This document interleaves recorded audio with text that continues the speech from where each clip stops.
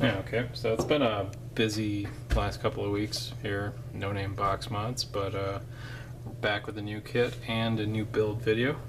I'm excited to introduce the SX350J board by Yeehee E-Cigar. I think I'm saying that right. I will note right off the bat, this board has already been opened and some of the packaging taken off, just because I was inspecting stuff and everything. So it's got some foam and some wrappy stuff on it when it actually comes out of the little package. But this is the board. It has built-in tactile buttons, USB port, and a, what is it, 0.91 inch screen. And I'll go over that with one that I've already made here in a moment. But let's talk about the kit. There's actually two kits for this board. One is for a single 18650 battery, and I'll just start breaking out the part kit here to kind of explain this better. So I carry both dual 18650s and single 18650 battery sleds, so we're going to take advantage of that and offer two different part kits here. The dual is the one I'll be building in this build video. I'm going with that because it's just slightly more complicated than the single, but I'll explain the differences, which are not many. The dual kit, dual 18650 kit, comes with a 1590B box. That is the larger Hammond box. And the single comes with the 1590G, so a little bit of size comparison there. Obviously, with the size of this board and this large transformer and capacitor on the back, we need the bigger box, so that's what's going to be available. Otherwise, in the kit, I spent a long time figuring this all out and getting the right size parts and everything, so hopefully everyone appreciates that. There are four 8mm brass standoffs. These are for mounting the board to the side of the box, and I'll show that in just a second. Let's see, what else do we got here? We got a standard black raised push button, and the low profile 510 connector from Fat Daddy Vapes. These are just the standard options. Do have other options on the site if you are interested. Going along with those brass standoffs, we have some flathead screws.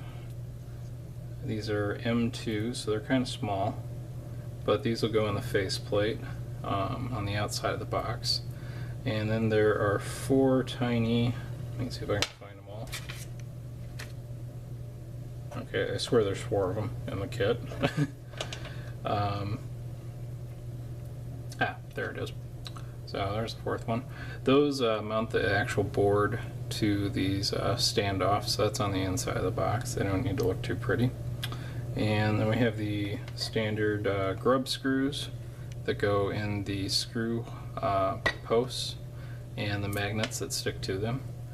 And then I had, this was probably the hardest thing to figure out for this kit, was button actuators for these tactile buttons. They are recessed back quite a bit, so we needed something to reach through the box to be able to push these buttons. And for that, we'll be using these shelf pins. They're made for sticking in the side of a shelf, and then you put the actual shelf sits on top of it. So we'll just modify those a little bit, and I'll go over how to do that and what sizes you want. And that is pretty much the entirety of the kit. There will be some heat shrink tubing in the kit like usual, and because this is such a simple and small kit, I'm going to be including wire. I don't have that measured out at the moment, but I'm going to do this build and I'm going to figure out roughly the appropriate amount, and that will be included. So that's the part kit, and since I have one of these built already, I'll go over it pretty quick here. This was my test build for a single 18650, and you can kind of see how two batteries would not possibly ever fit in there. So this is just the single, and you can see here these brass standoffs. Let me see if I can zoom this in a little bit more. Get it to focus. Alright, so we got our brass standoffs, and these machine screws go through the board. There's holes for them and everything.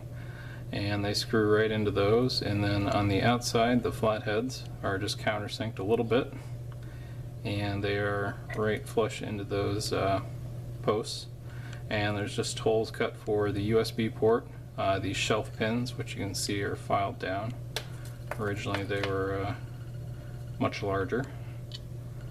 And there's a little bit of acrylic. That was the other thing I forgot to include in the build kit, but I will get that taken care of earlier or later.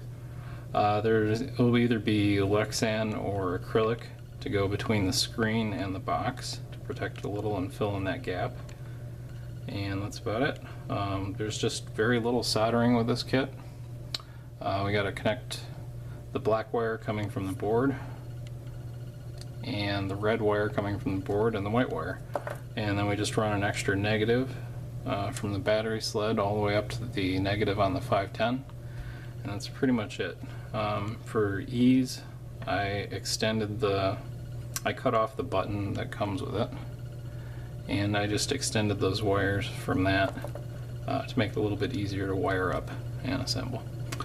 But other than that, really simple and easy build. It does do the temp control quite well. I have a dripper on it right now, and I don't have any nickel wire, so can't demonstrate that, but I did try it with a nickel coiled sub tank earlier, and it works great. Went through a whole tank of juice for about an hour. So that's kind of crazy. One thing to note with the single 18650 battery, you can use the USB port to charge. That's no problem. But with the series, you need the additional balancing charger, which I'll pull out here. Still not quite positive if this will fit with everything in the 1590B box. It's a possibility, but it's going to be cramped in there already. But this is a special balance charger. I think I'm going to make this optional on the site because it takes this little barrel plug. I don't think anybody's going to have a charger laying around for that, but that is a possibility. So that is the kit, and as you can probably guess, the majority of the work for this is going to be drilling out the box and just a little bit of soldering. So hopefully everybody enjoys, and we'll get on to the build. Okay, I want to go over the tools real quick that I used building the mod. I'm recording this part after the fact, so I kind of have this insight now. This is just the metalworking tools, obviously, but pretty necessary to either have at least a hand drill. The drill press also is very helpful for doing the holes in the lid for the magnets. The sizes of drill bits I used were 1/4 inch. What do we use here? 1/4 inch, 13/64, roughly 5 millimeters. I used an 1/8 inch drill bit just to make pilot holes for cutting the slot out for the screen. And this tiniest one here is, what is that, 5/64. So this is for these screws, making pilot holes, and the 5 millimeter holes for the shelf pin buttons. The 1/4 inch bit is for the magnets, and this step drill bit was for making the holes for the button and the 510 connector. For filing everything out, I needed some smaller files. These keyhole files are really useful for getting the USB port done and cleaning up the screen area and everything. Also some larger, like the square one was really helpful. For the shelf pins, I used a combination of this kind of a finer grain metal file and a hacksaw. And for cutting the screen, I used a separating disc on my Dremel. I've kind of switched to doing that instead of the routing bits that I was using before. So it's a pretty good overview of the metalworking tools. So for this build, I am going to be making it for myself. So So I'm going to use this custom box that I have a couple of. This is the Illusion Purple and Illusion Green, and the coder tried to fade them together. Turned out pretty nice. It's a nice dual color box. So we'll be drilling that out for this project. I guess what I failed to mention, and I always forget in the tool portion, is obviously you're going to need a pair of scissors to cut out the drilling diagram. And what's really helpful for sticking them on is a glue stick. So just Elmer's glue stick. This is nice because it's washable. So after you stick it on and everything, and you get done with all your drilling and marking and everything, you can just peel the paper off and just wash the glue off. So that's kind of cool. Just to protect this box, I'm going to put some painter's tape on it. It's got a nice gloss coat on it. I think I'm going to do green side as the top. So take care of that real quick. One thing I failed to mention in the introduction part is there is a difference in the amount of power that the different kits can put out. The series can go up to 120, so the series battery is the one we're building here. Can go up to 120 watts, and the individual single battery can do up to 60 watts, I believe. So there is just that small difference there. It's kind of the trade-off between the larger box and more power, and the smaller box and less power. So keep that in mind if you're interested in this kit.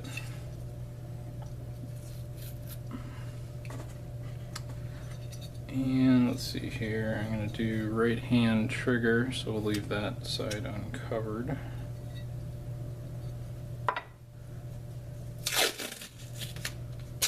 And just get this one more piece here.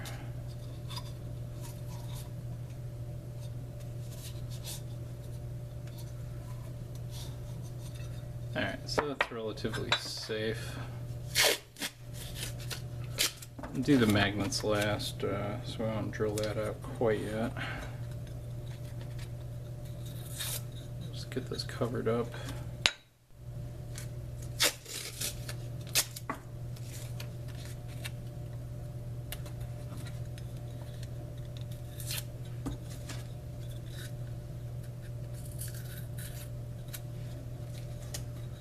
And I'm gonna worry. One thing I've been meaning to do with this vise is get some of that high density plastic and replace the faces on the jaws here, but I've not been able to do that yet. Alright, so our box is all taped up, and let's talk about this diagram a little. Now with the single battery here, I really suggest the middle position for the atomizer. On the left side, it's going to be really close to the button and the connections here, and I think you can see basically the room here on the right side, far away from the button. It's just not enough to get the wire in there and have it safely isolated from the battery. If you watch the Raptor video, you'll notice I usually take out this screw post here, but I was able to fill the battery and everything in without actually doing that. So that's kind of one of the advantages there. Okay, so I think the middle is probably going to be best again for this one, and that's why it has tape on it. So it's going to be, yeah, about there, and that'll probably work out. So let's get this cut out. Now when you cut out these drilling diagrams, you want to go outside the lines just barely. The lines are counted in the dimensions, and it did take me quite a while to get these originally all set up so they drill real nice on the Hammond boxes. so keep that in mind. It's also important with all the scaling that goes on. You'll notice the center line here is actually off center, and that is to account for the thickness of the lid. So we're going to drill them just slightly off center, and when the lid is on, it'll look real nice. The other thing you'll notice about both the top and the side here is there's these dashed lines, and what those are intended for is lining up. If we look at this here, these go inside these screw posts on the inside, so they're for lining up exactly where the template should be. And the only other important dimension here is that this skinnier side is on the side where the lid goes, and that should line up just about perfect. So let's see here. Do have a little bit too much tape on that, but that's alright. We'll put glue down. I do like to let it tack up just a little bit before I stick it on, otherwise it tends to come off a little bit.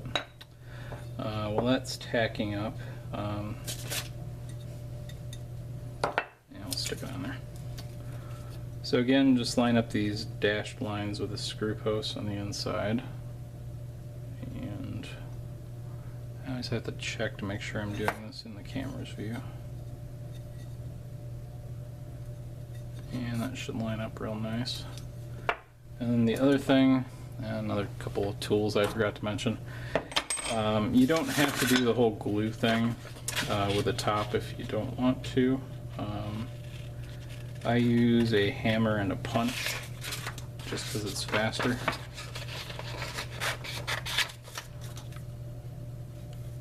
Get this cut out here.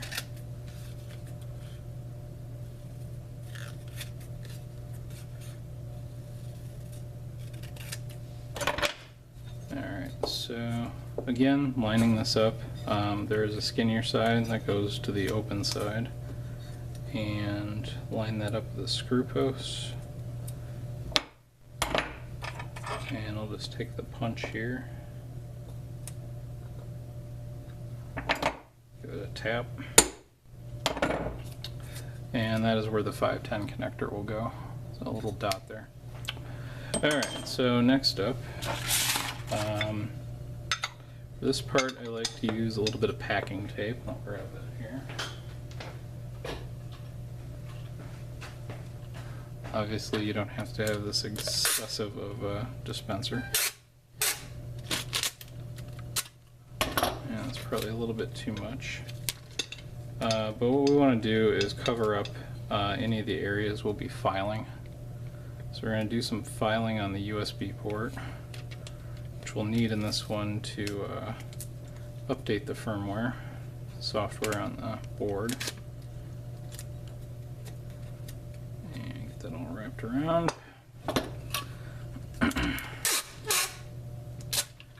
And I also want to make sure we cover up the screen here, because we'll be doing some filing and drilling on that.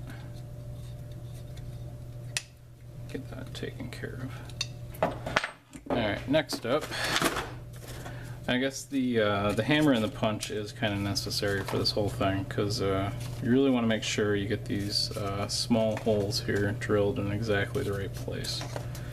So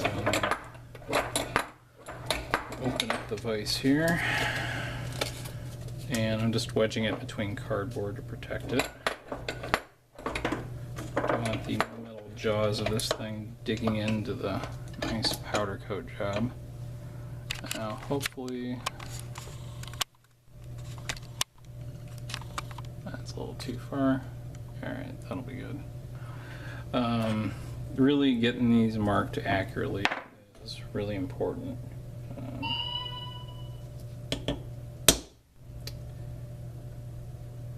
So dead center on these X's.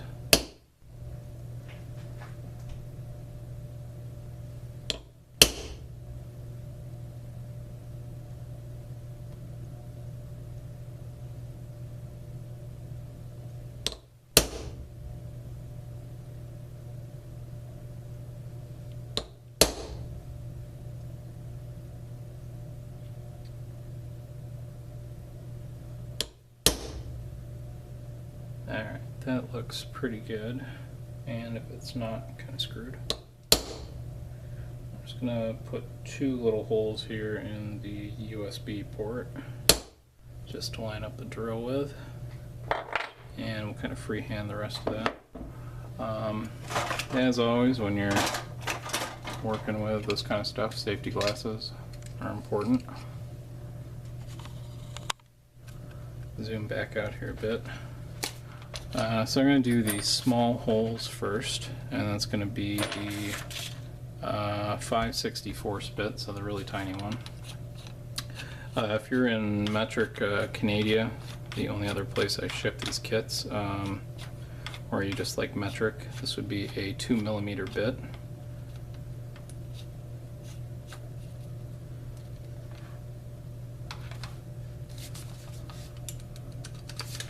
And it generally helps if you plug the drill in.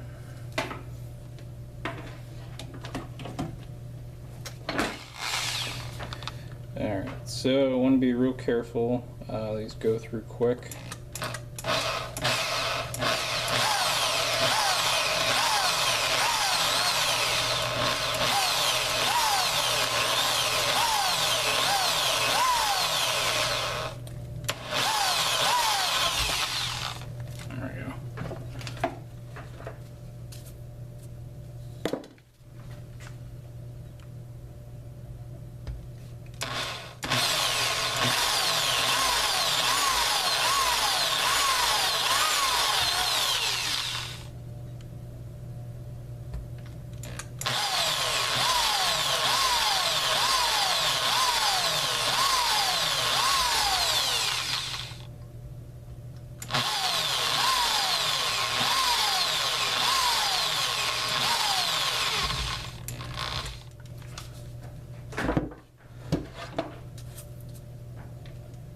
Alright, so that's that. I don't know if I mounted that or I just bent that drill bit, but I was not really doing as well as it should have. Next up, we're going to use the 13/64 to drill out the shelf pin holes. Obviously, if you have some other preference for what you're going to use to actuate the buttons, you'll change that accordingly. But these holes should be lined up directly over the tactile buttons on the board.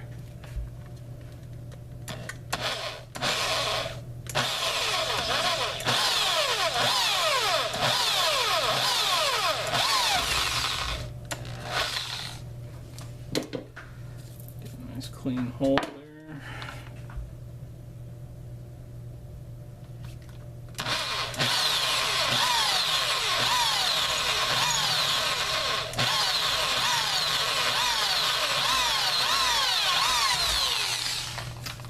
Go. For the USB one, it doesn't really matter what size drill bit you use, but you are going to want to be able to get a file in there so you can kind of adjust and file it out. I guess I need to go back and redo the tool portion, but I ended up using these key files on the last one. So that's kind of important.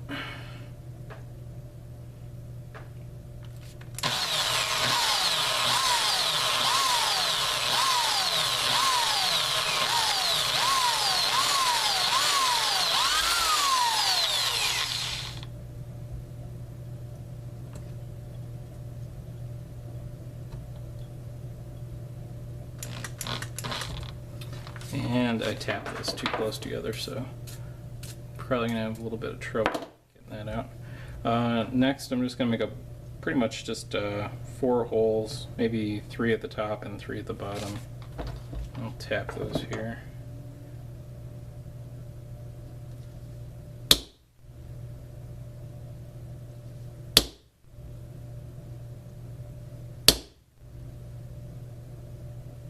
And our goal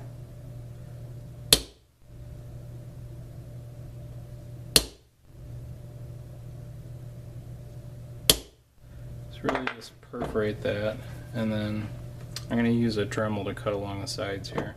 If you don't have a Dremel though, you can just make a bunch of drill marks to kind of hollow it out and then clean it up with a file.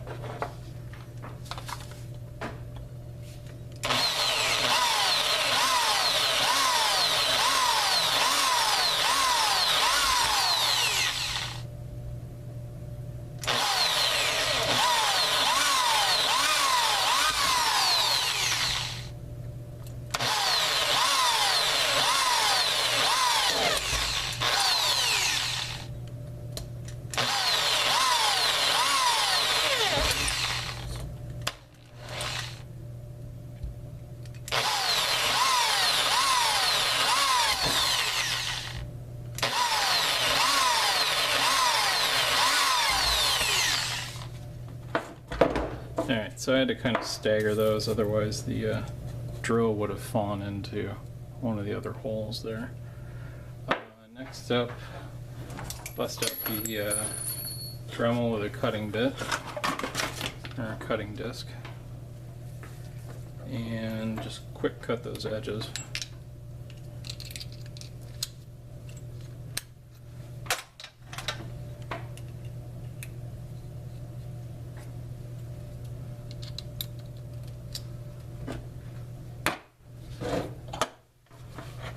Alright.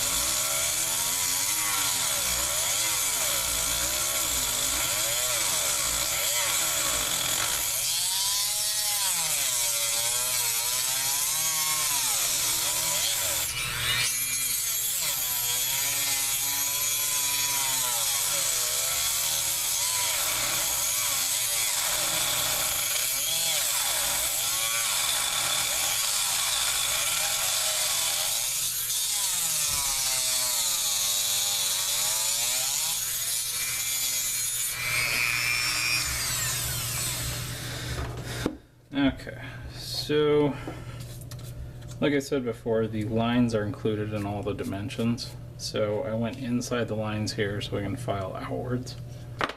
And now that chunk of metal left in the middle, just kind of knock out. And it'll break off just like that. And we can just clean that up with the files. And now I remember that one was too big. So use this little square file here. I'll try not to hit my head on the camera.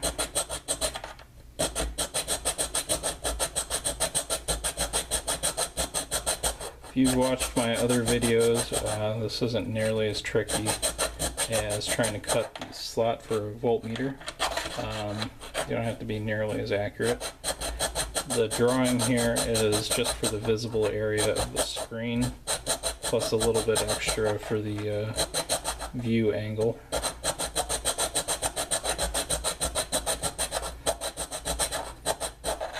This is mostly about making it look nice at this point.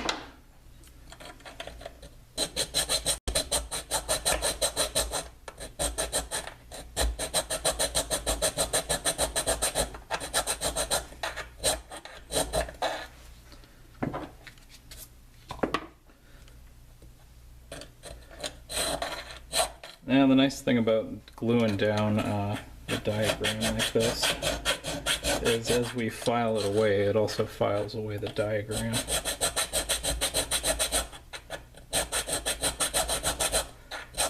trying to get these back into nice, neat little corners. If you wanted to, you could file at an angle and kind of bevel this. I don't think that would look particularly well with this box, though. Pretty okay with just the square slot.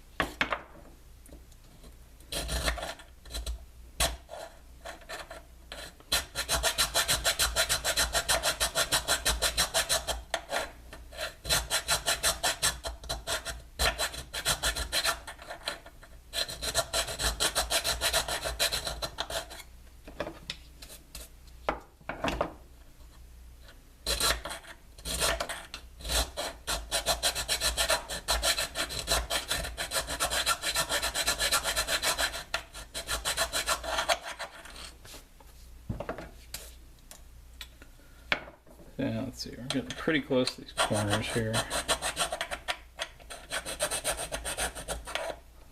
I'm really trying not to hit my head on the camera.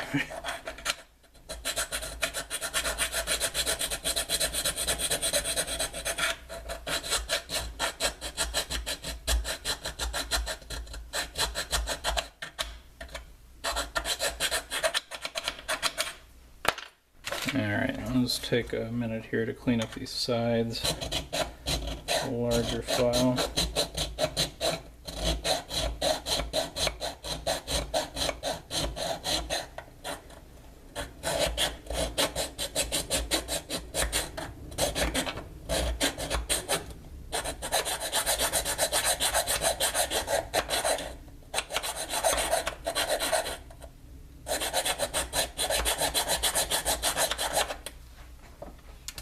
I've had people chastise me about my use of files before.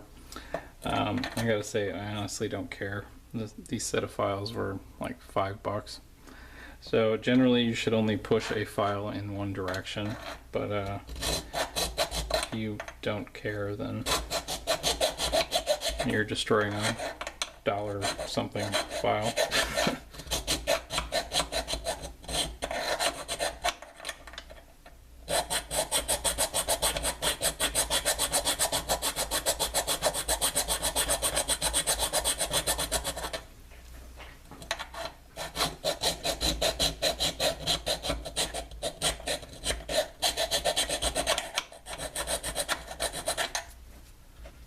At this point, I'm mostly just trying to make sure that I got the round areas from where the drill went through.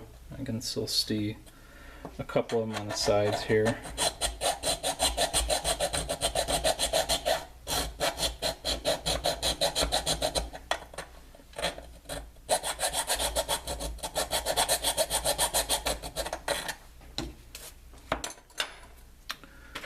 And clean up with these little keyhole files here.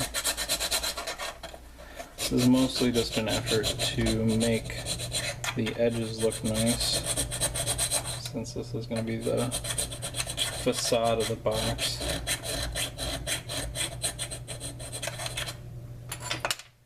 And look at these corners. Bad part about these files is they're kind of rounded on the sides here. Get too close up to the edge or anything, they'll start rounding out your corner. Just gotta be aware of that when you're getting close to the edge there. That looks good for those. The only other thing here to do is a little USB port, and for that we're going to need a pretty small file, which hopefully I have one small enough for. So first we'll just make it a little bit bigger with this round one.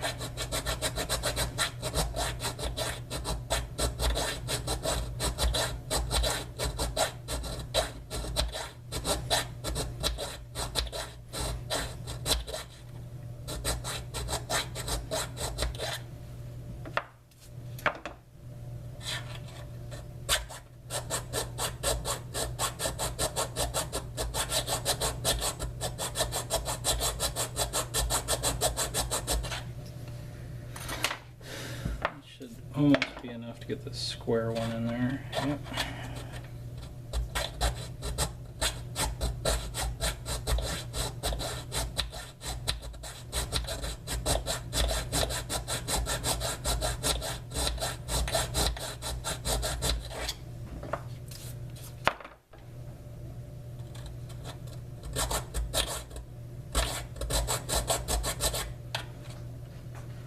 I'm going to cut with this over so far.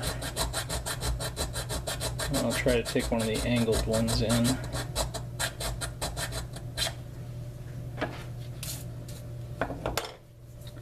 This is also one of those things where you kind of have to fudge it a little when you start fitting the board into the box.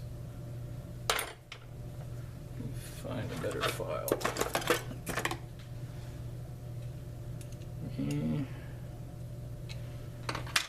Might work. Too big.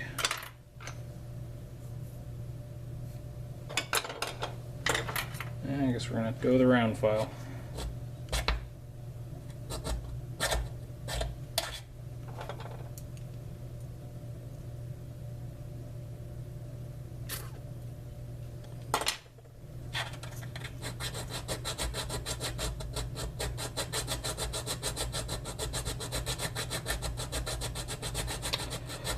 Might be one of those places that a different Dremel tool of sorts would be helpful. I don't think I have really any good small ones on hand that would be good for this.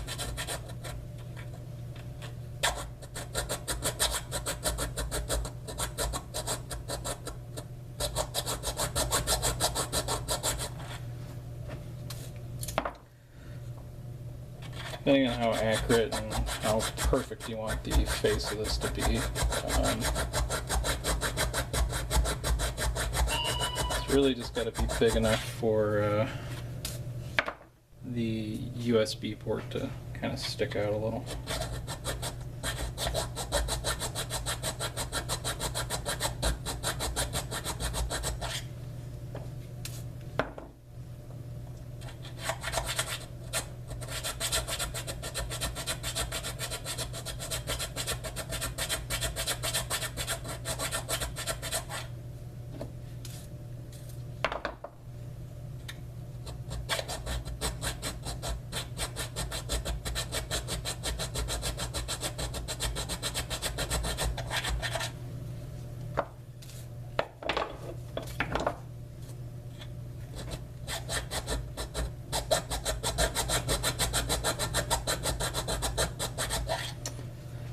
I think I'm going to be okay with this being a little bit rounded off,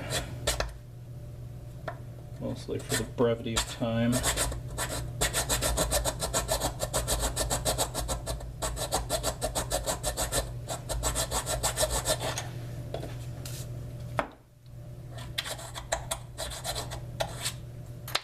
And let's see here, the flat file.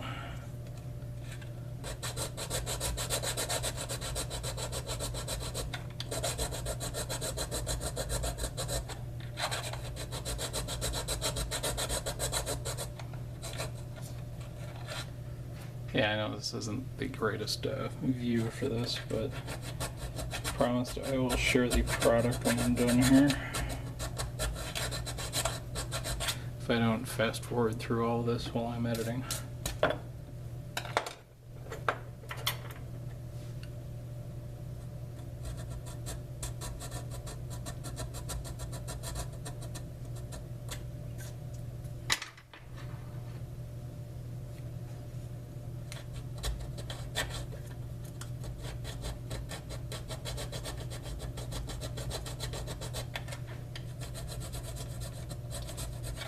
Alright, so that's pretty much good enough for that. So we got all the screw holes, the button adjustment holes, USB, and now we'll use the stepped bit, which I think is hiding over here, to do the button hole, which I usually like to mark as well.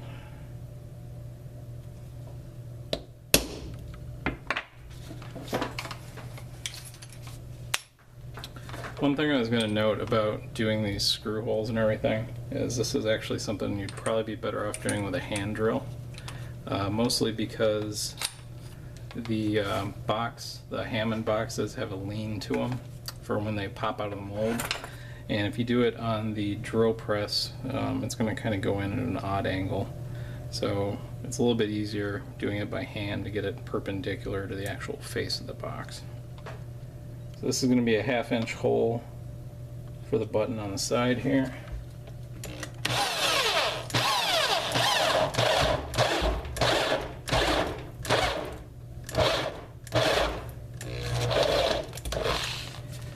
Now you'll notice I over drilled a little bit here. Not a huge deal because the button's going to cover that up. It's got a flange on it. So we don't need to worry about that too much.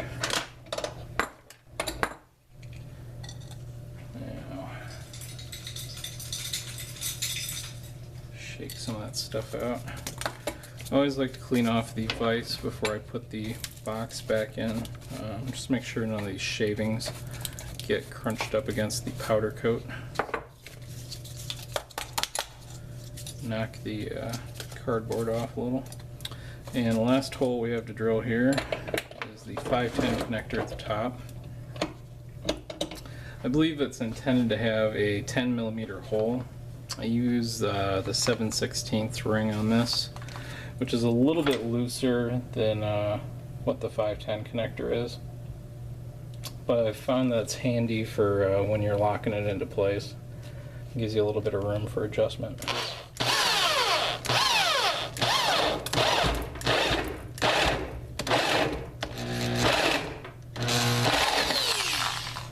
And that is the end of drilling.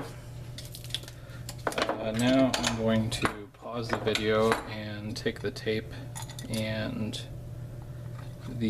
go wash the glue off, and I'll come back.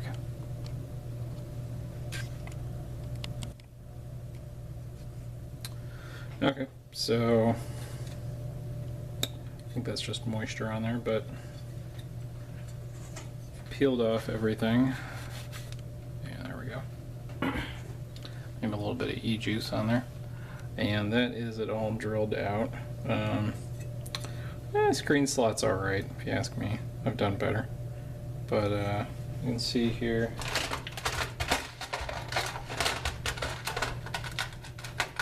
grab one of these shelf pins, and that'll fit through there real nice. And after we grind those down, they'll be nice little connectors. I'm not going to do it yet, but we do need to countersink these screw holes just a little bit. And last time I did this, I just I have one of these countersinking bits. I just turned it by hand. It only needs a little bit to get the screw sunk down in there, so that's what we'll do. That is pretty much it for drilling. Next thing I'm going to go on to is modifying the battery sled to fit in here, because I think it's going to be a little bit too wide for what we want.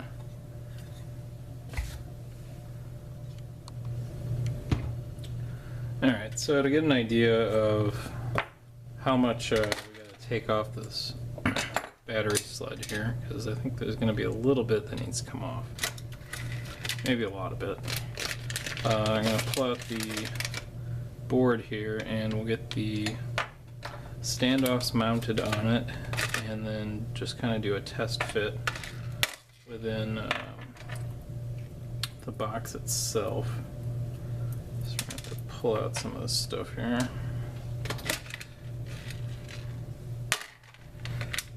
Alright, so need a little Phillips screwdriver for this. Try to get all these off the damn magnets.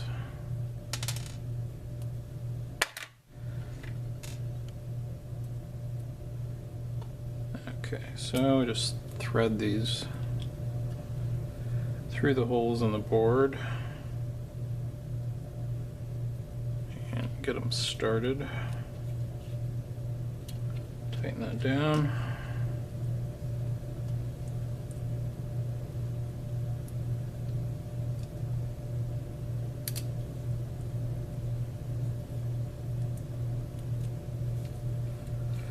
Now the holes at the back of the board by the USB port here are completely surrounded, but the ones up here by the button are not. So I found you can just kind of get them started on the post and then slip them in and tighten them down. There really isn't too much to the board up here, so you gotta be a little careful. Don't have to crank these down really tight or anything.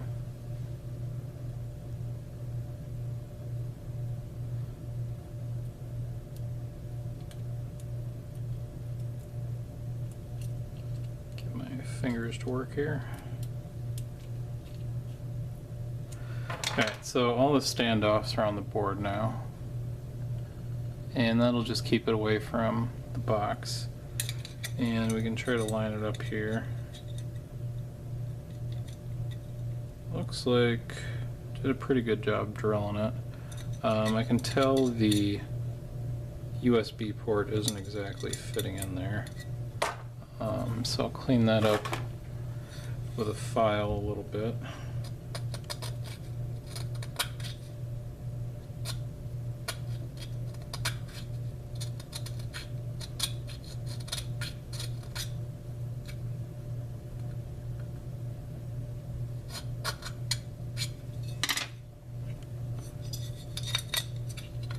Kind of mentioned that in the last clip. Probably have to do that.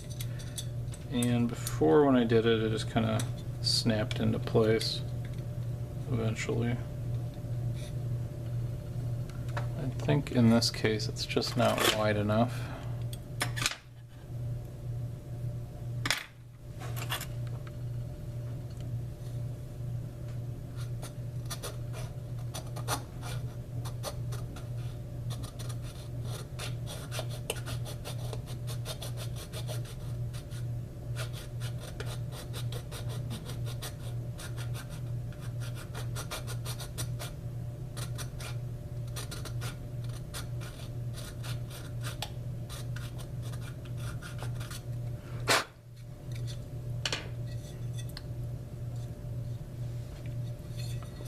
Trying to get an idea here what it needs.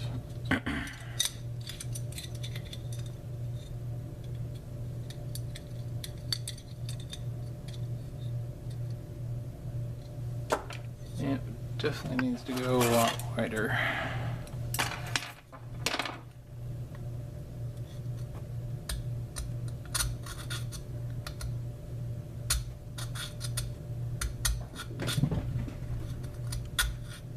And if you heard that, that was my cat running around upstairs.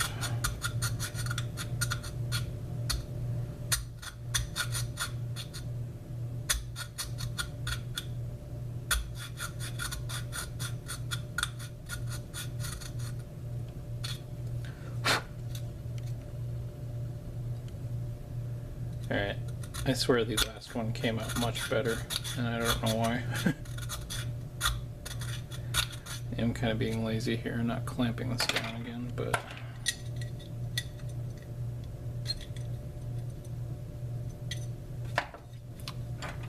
seriously?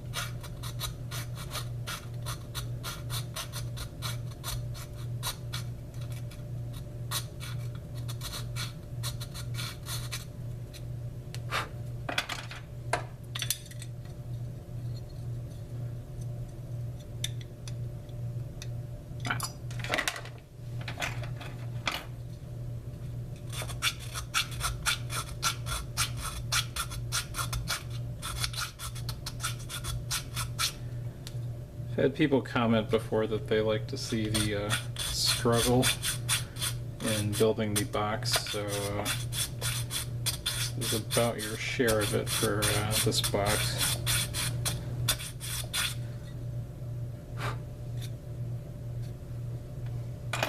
Hoping it gets a little bit easier here soon. Alright, that looks like it fit.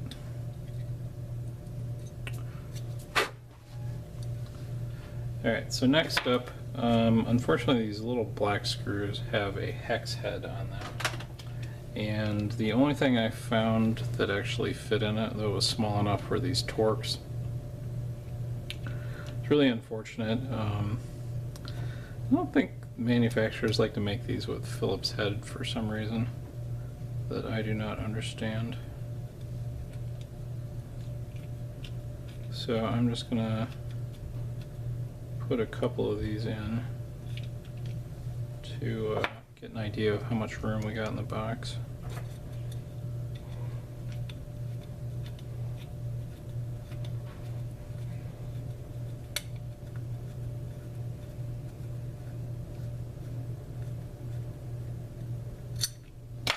Alright, so there's that. I'm gonna route this wire under there and this red one up over top here, and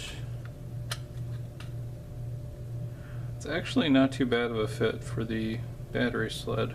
I'll take a couple mils off of each side and I think it'll fit just right. So how do you grind this down? If you want to use a Dremel and you have the bit already, this steel burr works pretty good for grinding it down. If you're poor and you have more time than money, you could sit there with some very heavy grit sandpaper and just sand it down. You could try a file. This nylon stuff is pretty tough though. I would be surprised if that would really be effective. What I'm going to do is take it out to my belt sander and make quick work of it that way.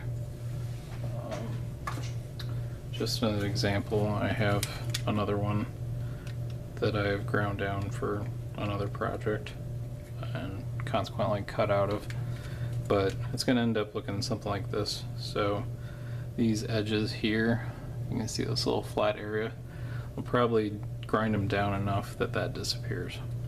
And while I'm at it, I'm going to pull out the contacts for the battery, and I'll go over modifying those in the next clip. So I'll be right back. Alright, so we're back.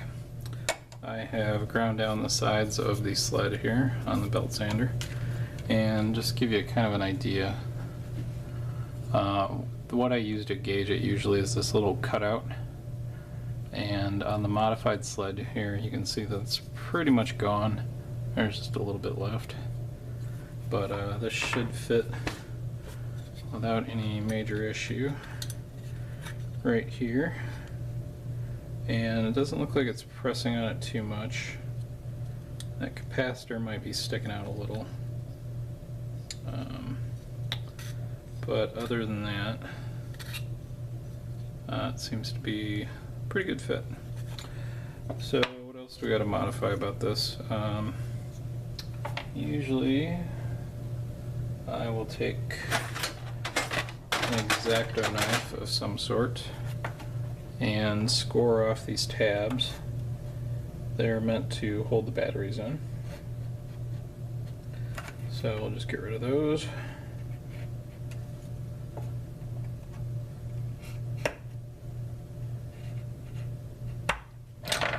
And after you score them, they just snap right off, usually.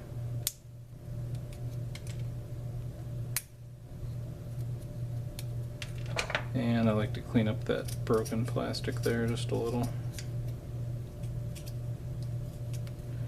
Go around and trim off any of the excess plastic that got ground down.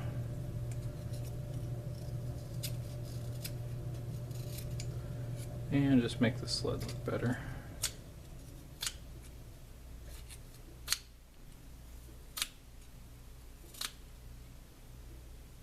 So that looks pretty good. Next step, we have to modify the battery contacts. Now if you see here on this unmodified one where I haven't pulled the contacts out yet, the contacts stick out all the way down to the bottom. And if that were the case while it was in the box, everything would short out and that would be bad. So we're going to pull these contacts out like I have here. And these specific sleds have this little lead hanging off of them. I just break that off. And then what we're going to do is grind them down. I have a little tiny bench grinder, this little puppy. Obviously it's kind of overkill just to go out and buy it, but I happen to have it when I started box modding, and it is a very useful little tool. You don't have one of these, you could probably use one of the stone grinding bits on a Dremel, or just use sandpaper and grind it down. So we're going to grind it down. There's these little tabs that stick out. These hold it into the sled, so we don't want to go too far, but we're probably going to go halfway in between where it is now and to those tabs. So I'll grind down all four of these real quick.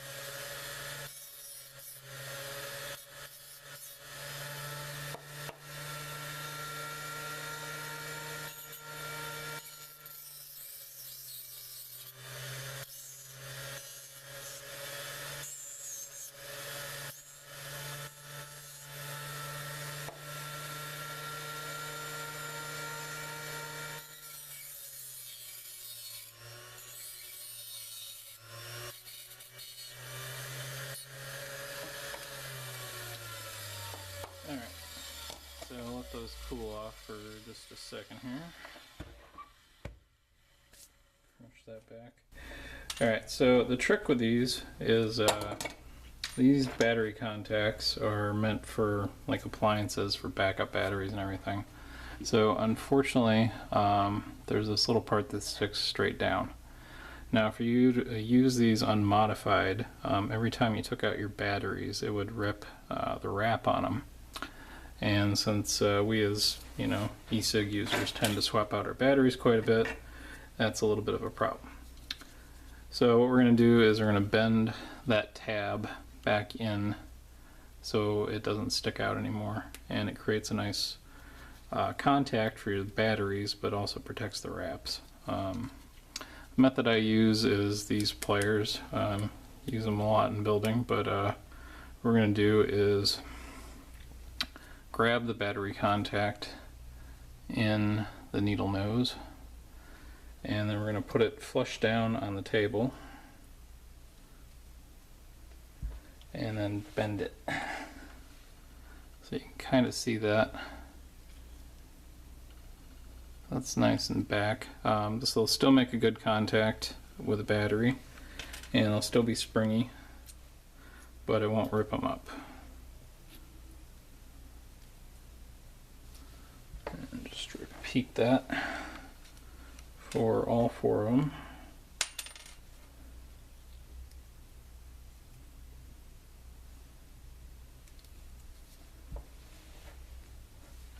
Honestly, I wish the manufacturers of these sleds would use contacts that don't do this, but since we're doing all this DIY stuff, we're kind of abusing the purpose of a lot of these different parts. Alright, so now they're all bent and ground down. Just put them back in the battery sled here. and I will show you a comparison to the unmodified one, give you an idea of how much to grind off.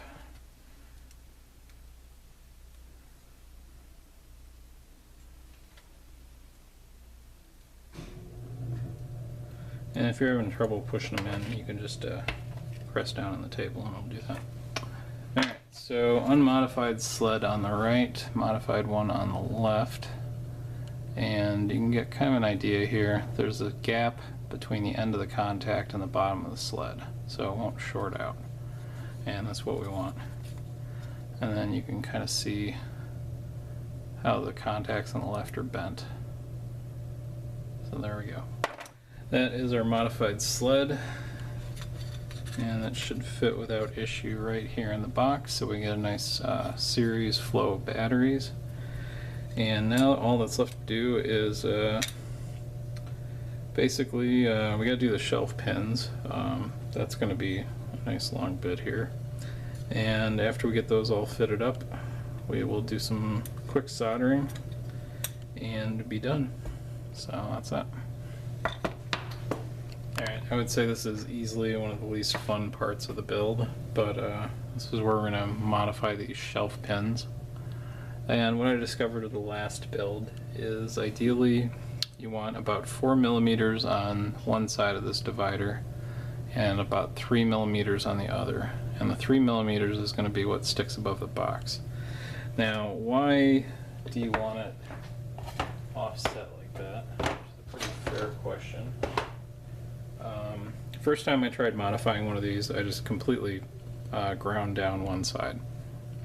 And when you do that, the shelf pin will stick up all the way when it's loose, and then when it presses back down, it'll be about right.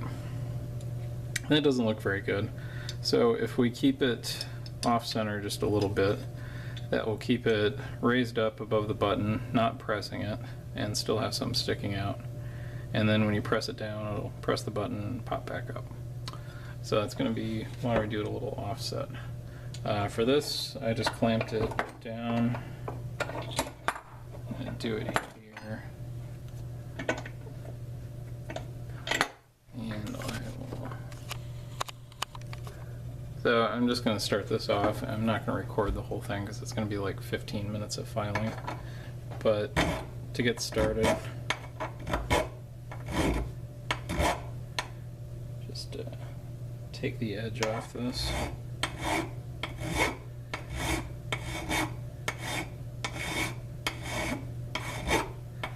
I think what I'm going to do is add a little bit to the drilling diagram so you have something to lay this down against to get an idea of how long it should be on each side.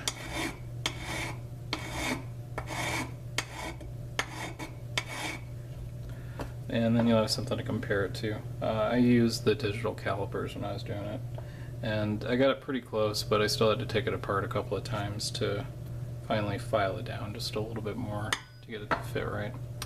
So I'm going to stop the video here and file these all down and, you know, presto movie magic stuff and bring it back. So I've got it shaved down here to just under 4 mils, and that's from the end to that divider. It's a little crooked, but I'm going to live with that for now. What I'm going to do is take out, back that up here, take out these flathead screws.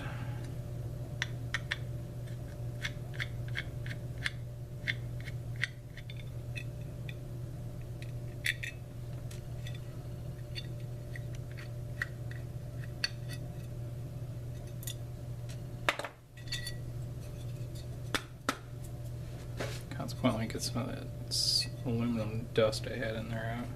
So I haven't done the other side yet, but this will just give us an idea if we're in the ballpark. Now you don't want it to be depressing the button once it's all screwed down, and I can pretty much tell this is going to be too long at this point.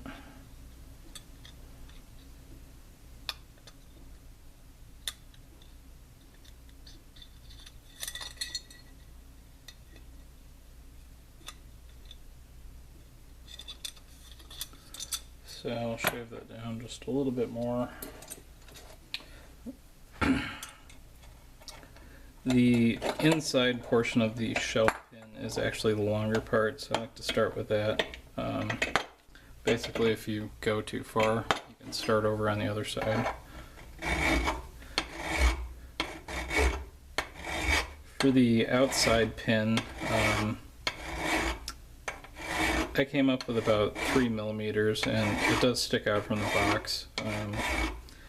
So you can grind it down as far as you want, and you can round it off or anything like that.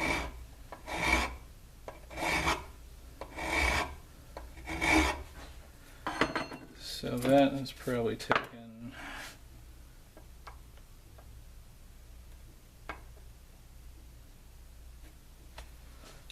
another few thousandths of a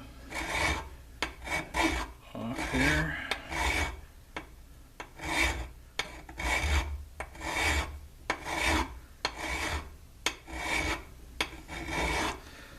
While I was filing away at this, I realized I do have a hacksaw down here.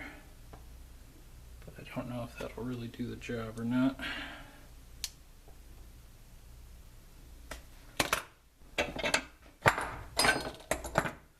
Alright, so that's just imperceptibly smaller. And do another test fit here.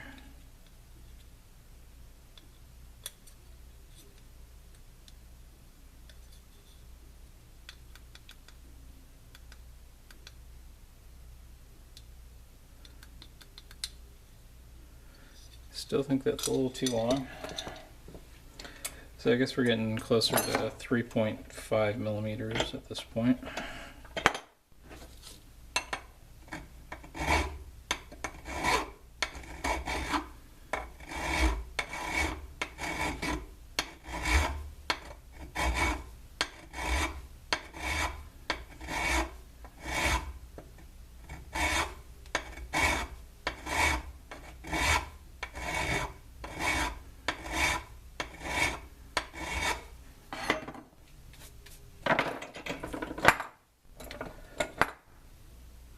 Now, the closer this is and the more accurate it is, the less kind of dead actuation or less kind of wiggly throw the button's going to have when everything's screwed together.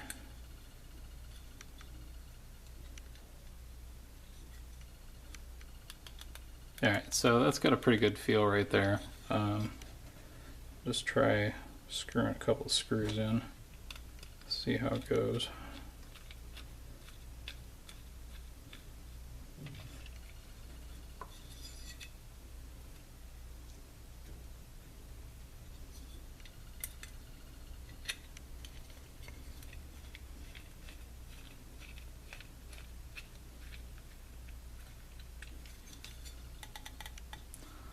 So there you can see it.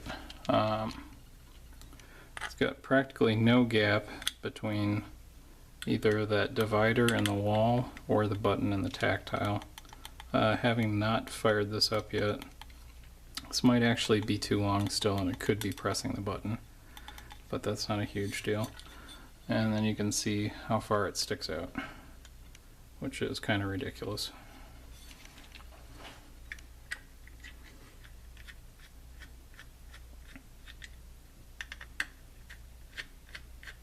So I'm going to take this out and cut that down some more with the whole movie magic thing and do the other pin. And I'll come back to assembling the rest of the box.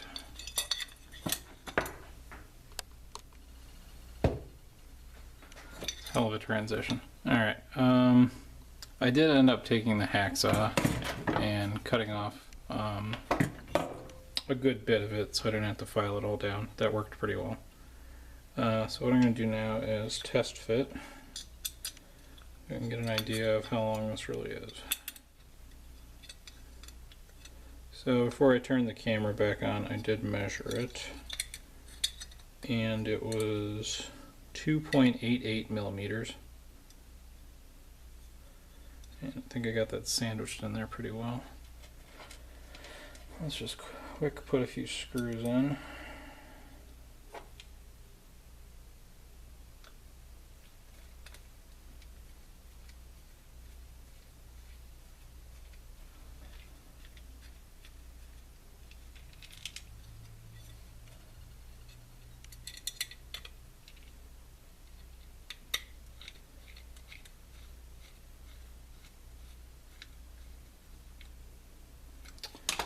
Okay, so right now that is actually sticking out just about as much as the screw is. And it's actually got a pretty good feel to it. The edge is kind of sharp because I didn't round it off yet or anything. But that's not too bad.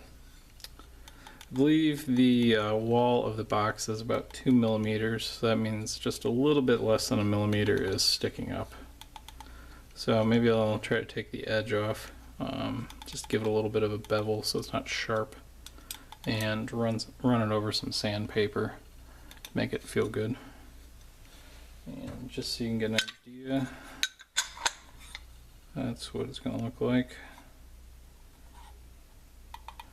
I still haven't countersunk these screws yet. I've been waiting to do that until we're a little bit further along. But feels pretty good. So here we are. Got the buttons in place. And I ended up filing one of them down a little bit more than the other one. I'll probably correct that here. Pretty much flush at this point, which is kind of nice. I also countersunk whatever the screw holes here and got those fully assembled. So that is our board in the box so far. Don't have the Lexane in there yet either because I haven't cut that yet, but that's what we got, and they seem to be working pretty well.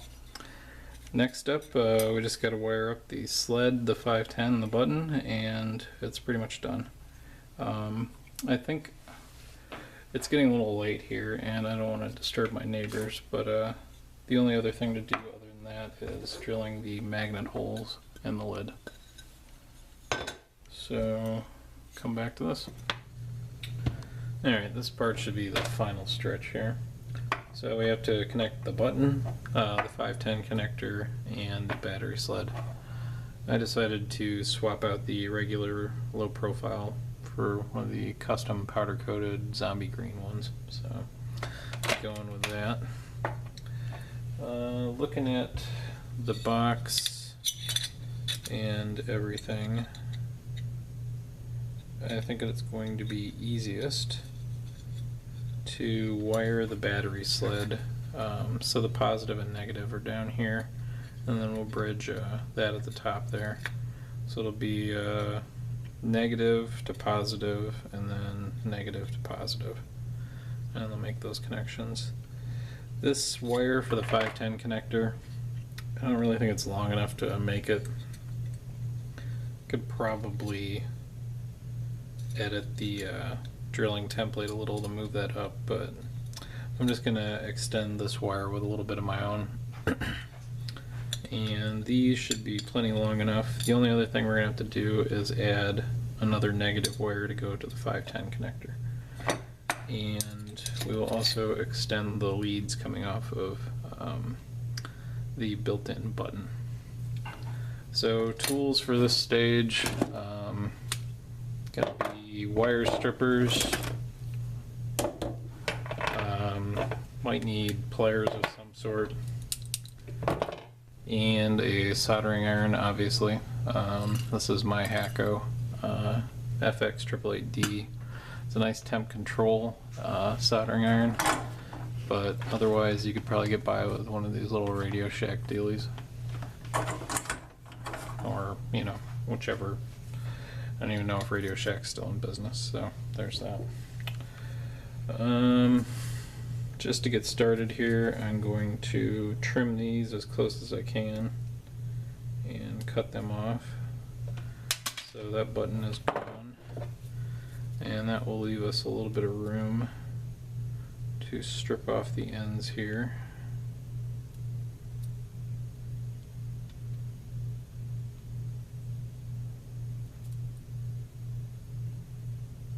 This is always the fun part. I like extending these wires more than trying to dig under here. The screen ribbon is right here, so we really don't want to do any soldering on that. And looks like Yeehee is putting some pretty thick black glue kind of stuff right there. So just gonna expose these wires a little bit more, enough to splice on what we need.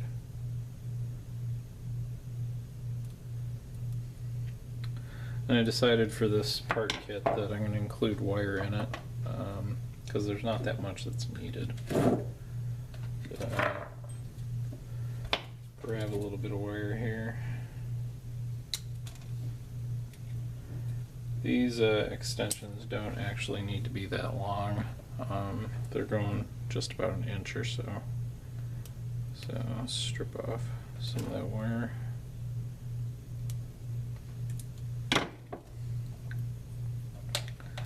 And this is my El Squido, as so many people may be familiar with now.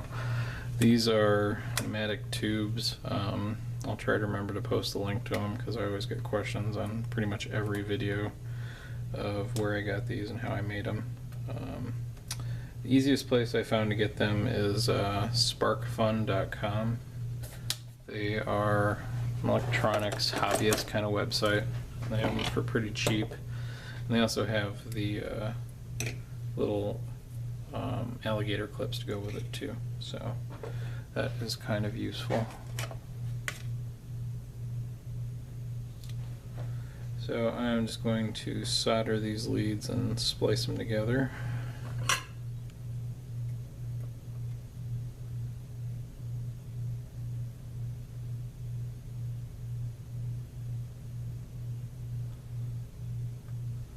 There's that one.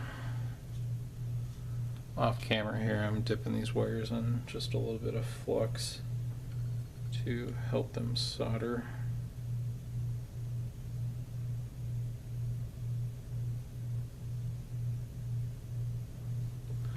Alright, and then I'm just going to add a little bit of heat shrink tubing to both cover the connections and kind of stiffen it up. These are pretty thin wires on here.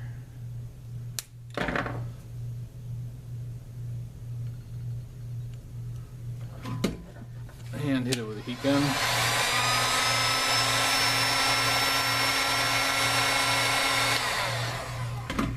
I would really advise against using the lighter method for heat shrinking this stuff. It's really close to that screen ribbon, like I said, and you know, if you really have to, use a hair dryer. That's a much better option.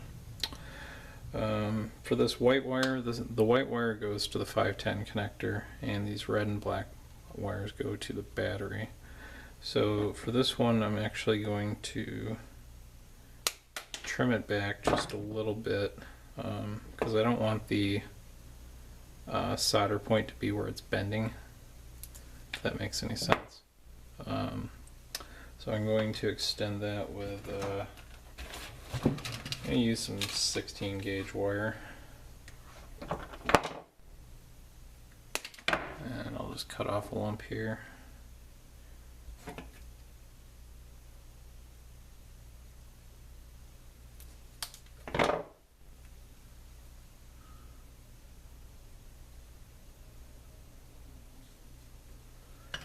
This one I'm going to tin up the connection. It's kind of a big wire, so that'll help. Clamp this back in place. Alright, so just splicing this onto the white wire, and that's one that'll go to the 510 connector.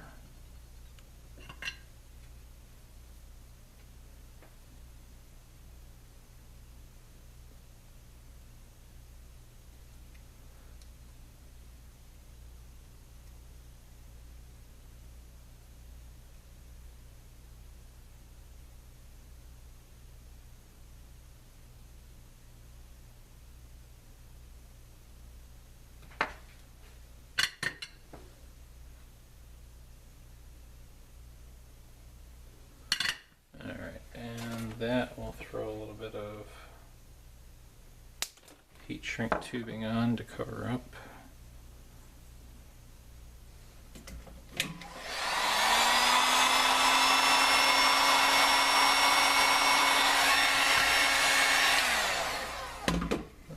that. That is way more than enough wire, by the way. That should not be an issue at all. I'm going to set that aside for just a moment, and we're going to work on the battery sled. We just need to run a little jumper across to two of these terminals here. And with this battery sled, I found if you put a little bit of flux on these contacts and then pull up just a little bit of solder on each one, makes it a lot easier to solder the jumper wire across it.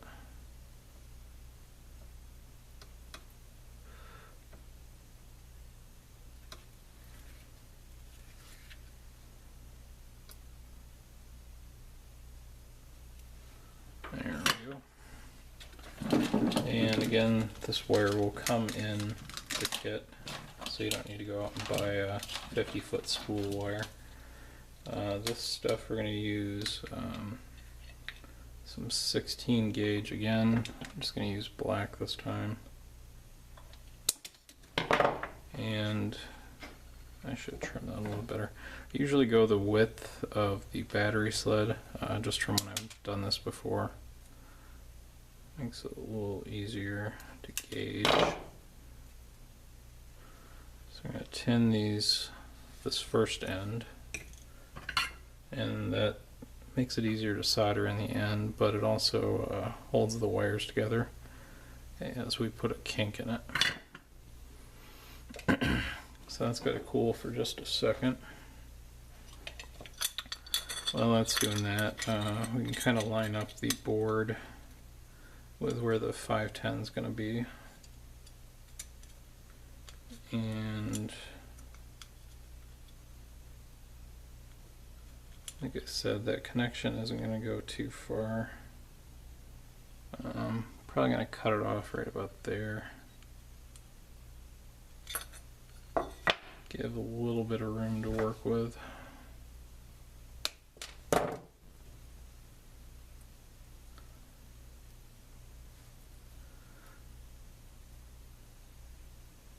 Yeah, that should work. So that's cooled off a little bit. Next we want to put a bend in this. That's going to get soldered right there. And the other bend, just kind of measure out and mark.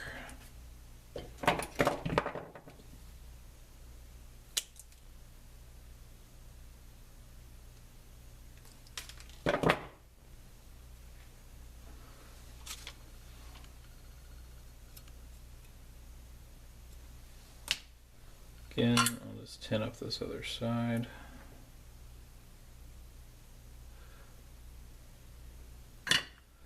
And let that cool off for a minute.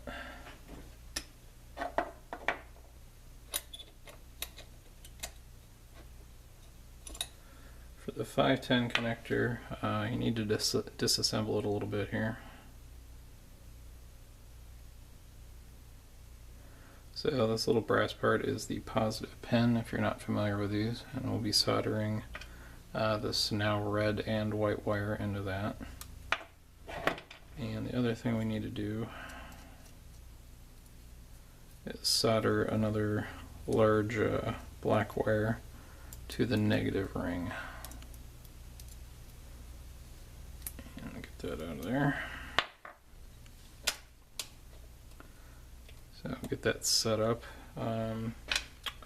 To facilitate this solder, I found it's best to put just a little bit of flux straight onto this ring, and most specifically get it into this little hole here.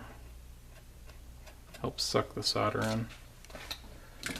Going back to our black wire, pretty much want this wire to go a little bit longer than the length of the box. So I'm going to say about that big.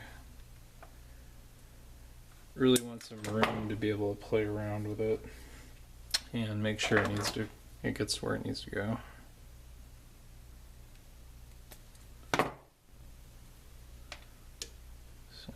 flux that up. Now you can make this too long. I'm going to trim some of that wire off. You don't want it to get in the way when the nut gets clamped down on this. And I just pull up a bunch of solder right on there.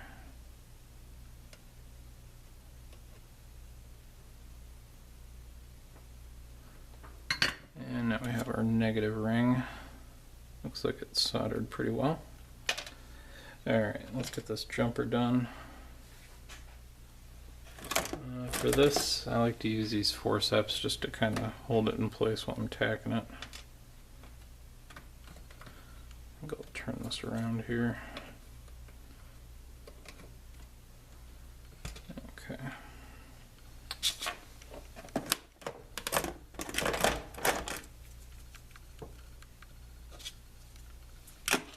So I'm going to dip each end of this jumper and flux again.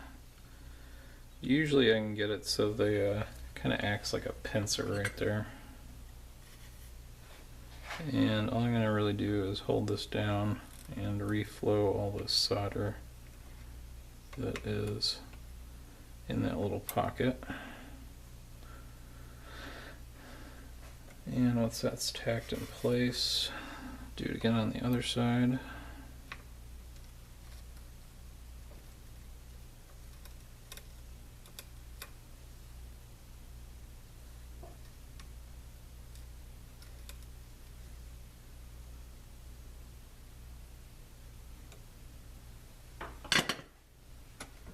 Now, like I've done in other videos, do not burn yourself on these battery contacts.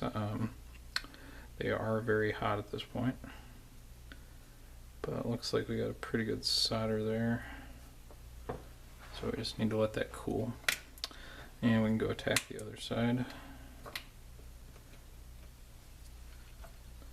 So we need to reroute these wires just a little bit here. Going to bend the black and the red back, and if I'm not mistaken, these should be plenty long enough to get where we need them to go. For these wires, I'm just going to bare a little bit more of the raw wire.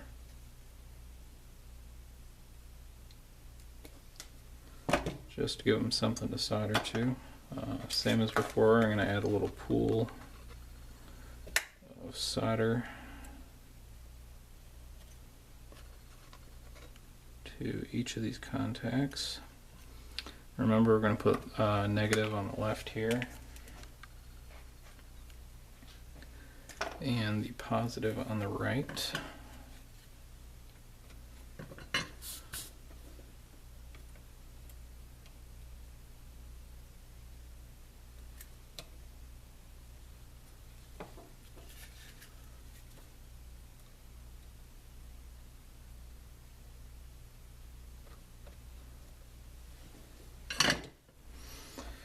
Okay, next up, a little flux on these wires. Now when we do this left one, we want to leave a little bit of room for the other wire that's got to get connected here.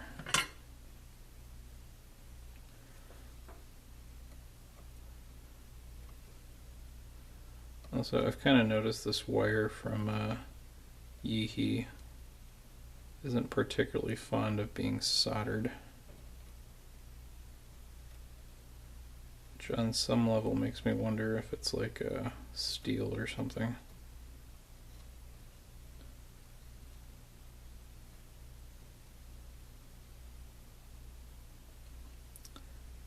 Alright.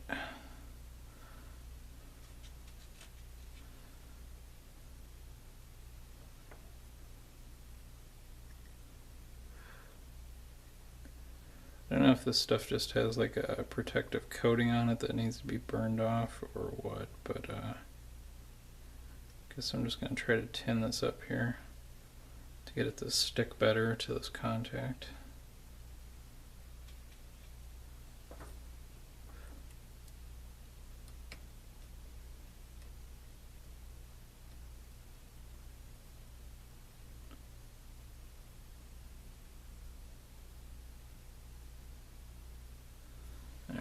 that seemed to kind of work. Try to do the same here with this red wire.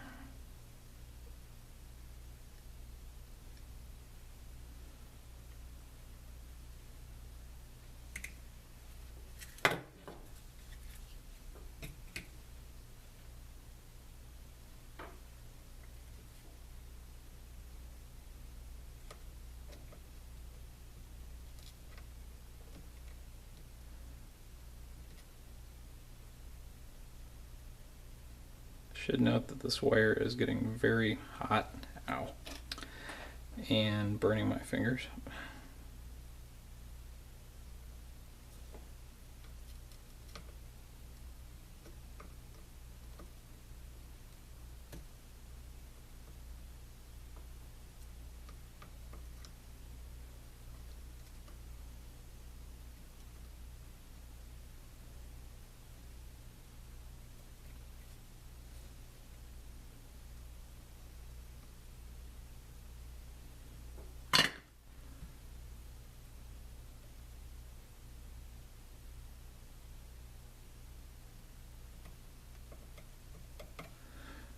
Okay. Now, being careful here, not to burn.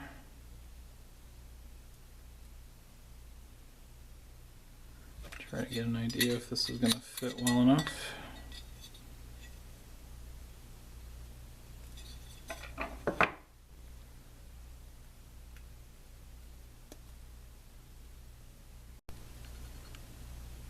So I'm having to persuade these wires a little bit.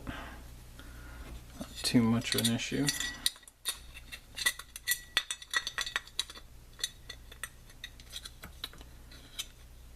And now it's just going to be a matter of squeezing that all in place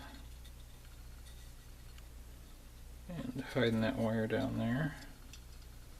So far so good on that. And it looks like, I guess, just about right for the 510 wire. It's a good sign. And now what we really need to do is guesstimate how long this is going to need to be.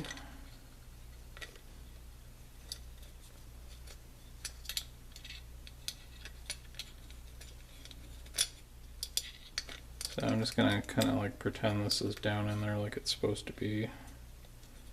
And it's going to wrap around. Maybe take a centimeter off of this.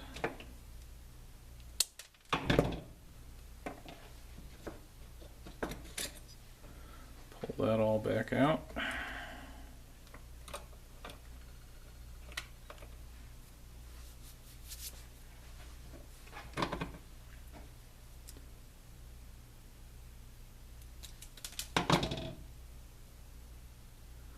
Looks like the video just rolled over 30 minutes, so get this attached.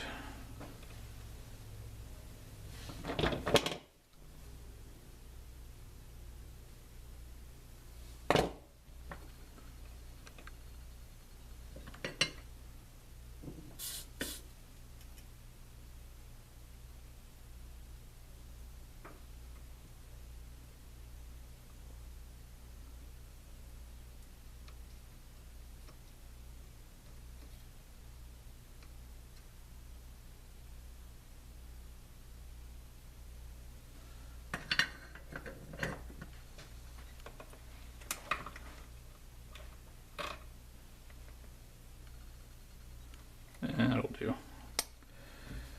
Alright, so we gotta sneak this wire under the SX board and get that up to the top.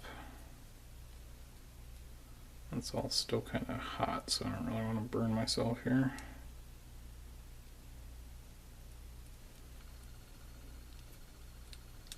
So I'm going to try to weave it through like this.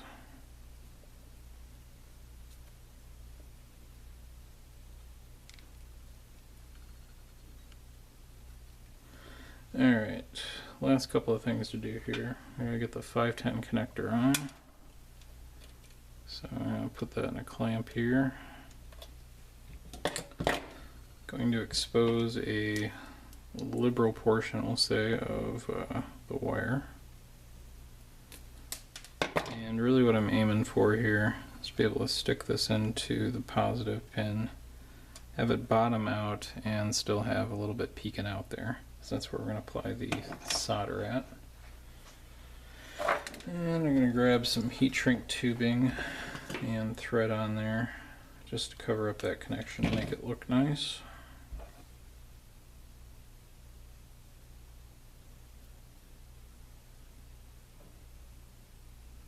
Though I suspect the second we apply any heat at all to that, it's going to close up, but whatever. So the biggest trick I found to soldering these 510 connectors is smearing flux inside the pin, like that. And then I'll just go ahead and mount this up.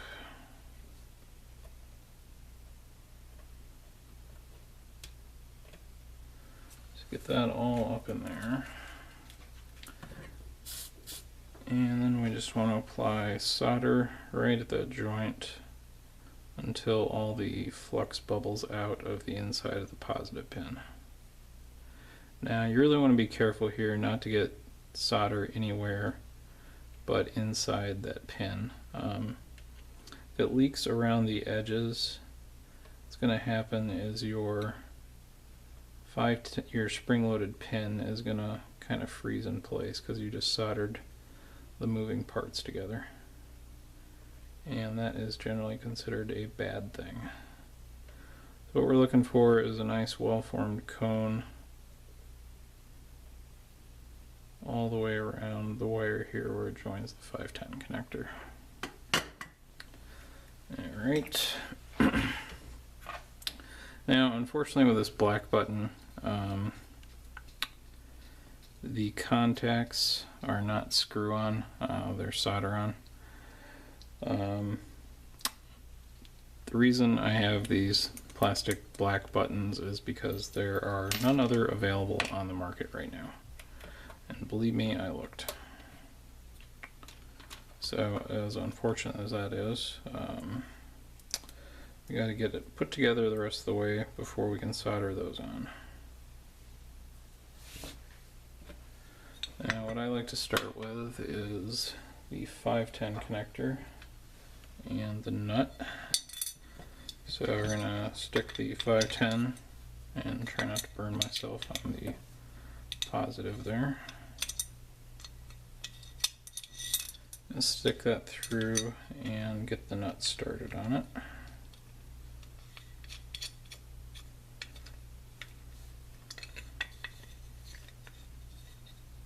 And then as soon as that pin cools down,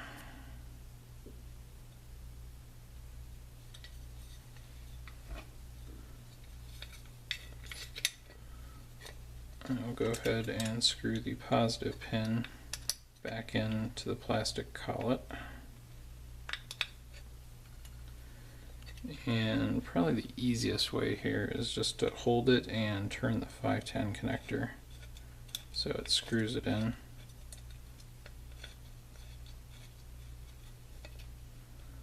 And just finish it up.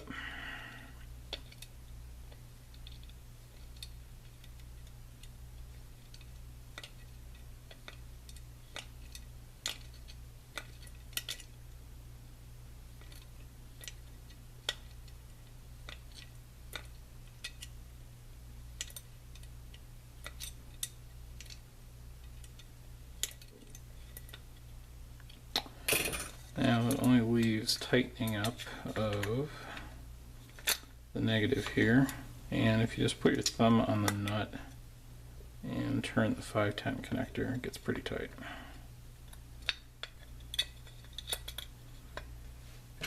Now it's just wrangling a little bit of wire here.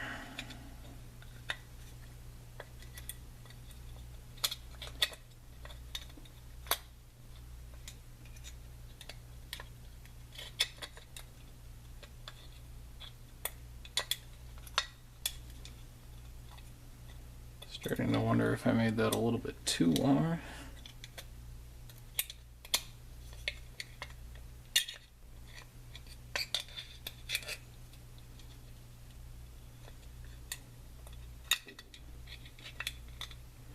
this case, it might help if I get the SX board screwed back into place.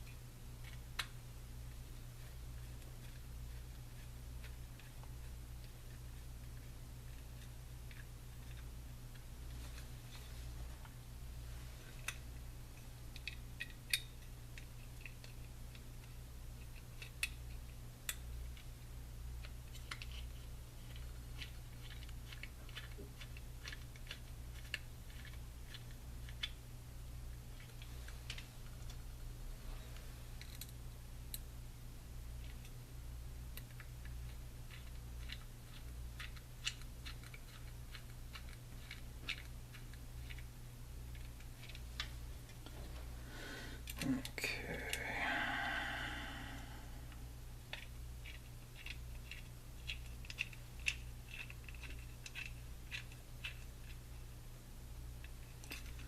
Alright, so that's all screwed down.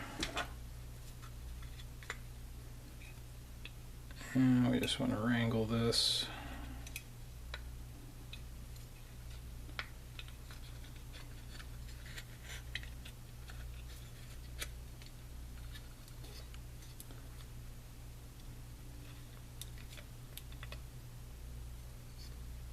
That sits down there neat.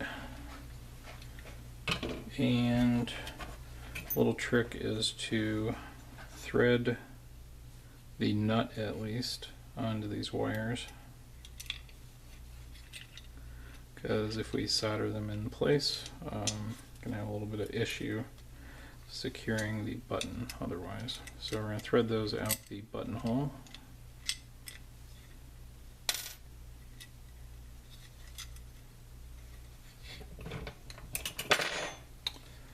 And I'm gonna leave a little bit of slack in this, so I'm not gonna trim them too far down.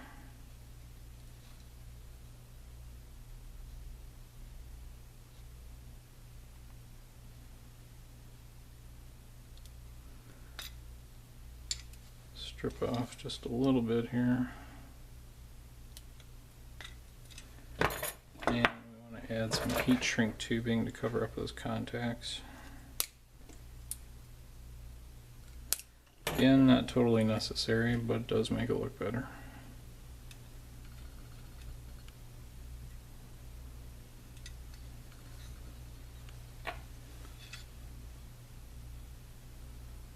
I think the real trick is going to be holding part of this or all of it. Okay, that works.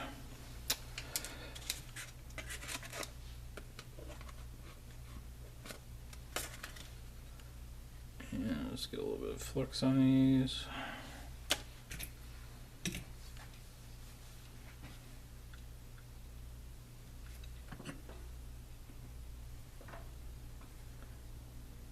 And solder the button in place.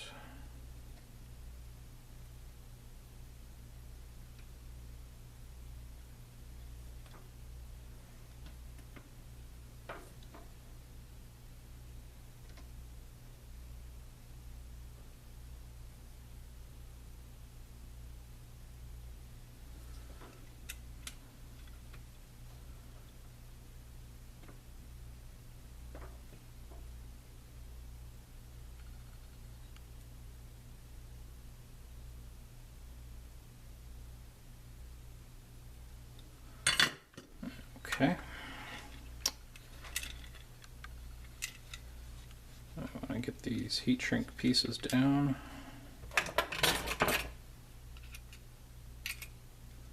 Ding da ding. Shrink those up real quick.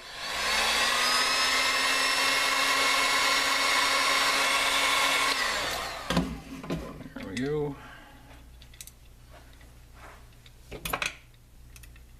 Get this nut back to the wall here, and then you can pull the wires in.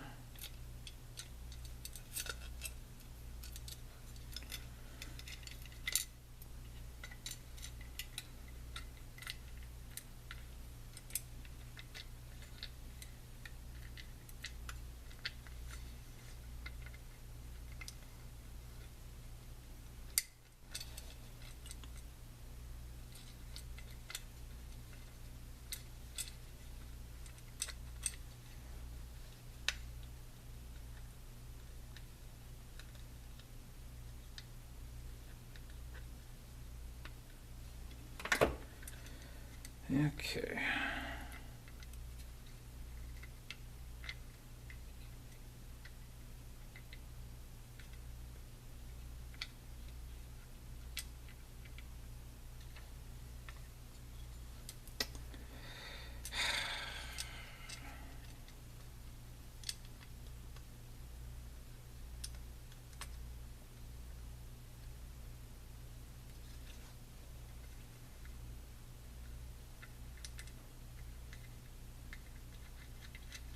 There we go, finally.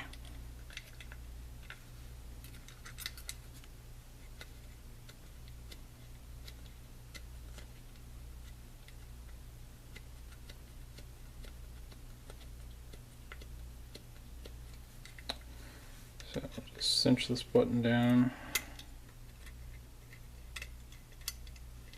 And I think technically, as far as functionality, the mod is done. Oh, you know what I forgot? I forgot to put the adjustment buttons in there. Oh, that's great.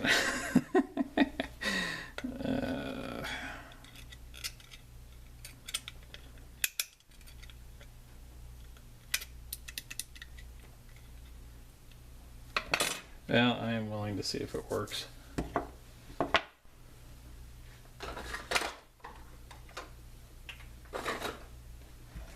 Alright, so we don't screw this up. Negative to positive, negative to positive.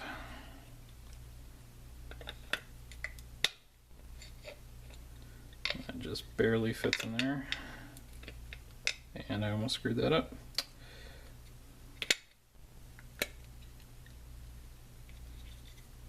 Alright, there's the logo. And the SX350 logo. Give it, what is it, like 5 clicks or something to boot it up.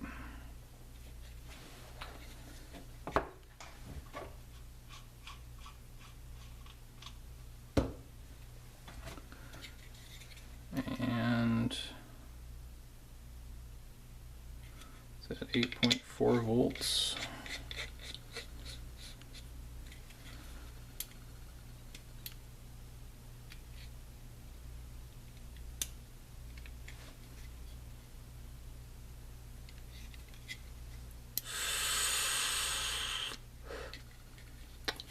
Alright, so need to kick this up a little.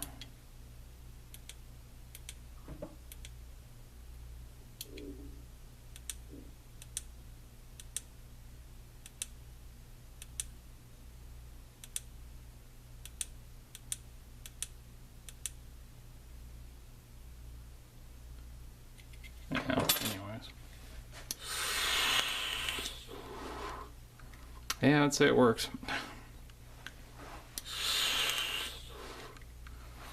Alright, so we'll put the finishing touches on it here. I'll get the acrylic screen cover in there, sandwiched in between, and throw the adjustment buttons in. Then putting the grub screws into the screw post here, that'll give the magnets something to connect to. And I'll drill out the lid to put the magnets in and epoxy those in place. It'd probably also be a good idea to epoxy this battery sled in place so it doesn't come out whenever we try to change the batteries. And we'll come back to that in the next clip. Alright, so last step here is gluing up the lid with the magnets. I have those spread out on the table right here, far enough away that they don't attract each other.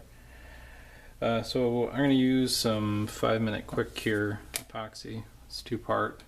These are big bottles, but I suggest DevCon if you want like a cheap by the tube kind of stuff. It's good epoxy. Personally, I say avoid Gorilla Glue. I don't think it works that well. So I'm probably going to use, I don't know, I guess it's about the size of a penny or a nickel maybe. Each part of the epoxy. Really doubt I'll even use this much, but I don't want to have to mix up more.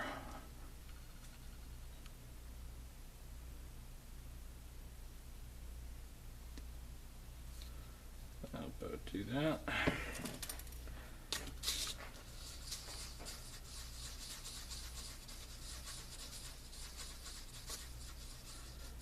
So when applying these magnets, I like to actually use a screwdriver to pick up the magnet and then a wood stick to push it off. So I got a magnetic and a non-magnetic kind of utensil. Now the way I've got this set up here is I'm going to do the nearest corner first and then just rotate it on the plate. That lessens the chance of spreading glue everywhere. So it's pretty well mixed. Grab a new stick, and you really don't need much on here. Any excess, I guess I should note, I already drilled out the lid on the drill press with a 1/4 inch bit. You pretty much go so it goes almost all the way through, and then the magnet will sit flush. So just need a little bit on the end here, and I just kind of swab it around inside the hole. And the magnet will actually end up pushing it out the bottom. So insert and just push it off like that. You want to make sure it's level. They can kind of glue in crooked if you're not careful. And just repeat that the rest of the way. So for the most part, this build has been the same as it would have been with a single 18650. Major difference would be wiring up the lead or the battery sled in series. We would have just done one battery. And the only other real big difference is the 1590G box that comes with the single battery kit is not as tall. So you gotta be pretty exact when you drill the holes for mounting it. That would be important. Otherwise the board won't fit inside.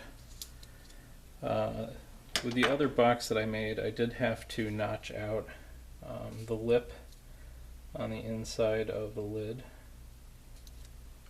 and that was just to accommodate room for the brass standoff posts and the board to kind of get up in there.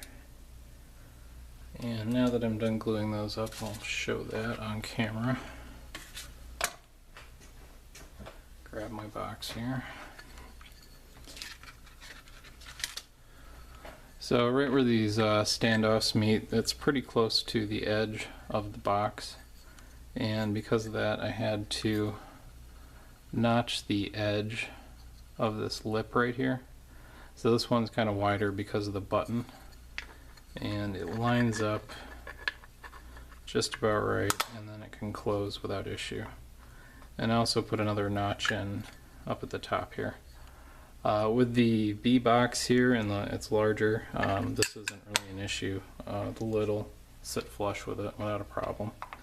And it's really important to use the lid liner sticker that comes with it, because this positive connection is really close here. Just want to make sure. I don't think it actually comes in contact with the lid, but it's close enough that kind of worries me. And you know, just to keep it safe. And if you're wondering, I did cut myself. That was when I was cutting out the plexiglass for this. Got it all assembled back together. The little piece of plexiglass is in there, so there's a nice little screen protector. The adjustment buttons are in there, and it's all screwed down. I haven't glued the sled in yet. It's not really a big important thing to me. The last real step here is to insert these grub screws, and there's really not any trick to this. It's a hex key to get them in, and sometimes there will be a little bit of powder coat in there that'll make it a little tough to screw them in. You can just work it back and forth, and it should kind of cut the grooves out of the powder again. You just want these to be flush. At least that's how I do it. I've seen some people make it so these are raised just a little bit, and I guess that could keep the lid from slipping around a little. There is some wiggle room as far as that's concerned.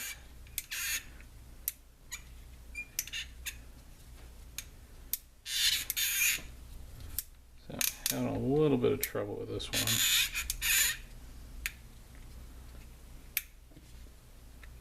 But it looks like it's mostly in there. When that lid dries, we'll have to cut off the excess epoxy that kind of leaked out of the bottom. This video isn't going to be long enough for that to be able to be shown, but you just trim it off with like a X-Acto knife or a utility knife or something from the bottom, and then it'll sit perfectly flush, hopefully.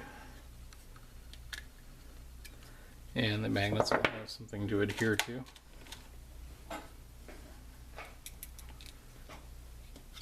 So other than that, I would say the box mod is in all practicality done. I think this video is going to be close to about 2 hours, which isn't too bad for what it is. Most of that was the drilling. So thanks for watching. Check out the kit on nonameboxmods.com if you're interested in building one. If you've got any suggestions or other comments, feel free to leave them. And have a good one.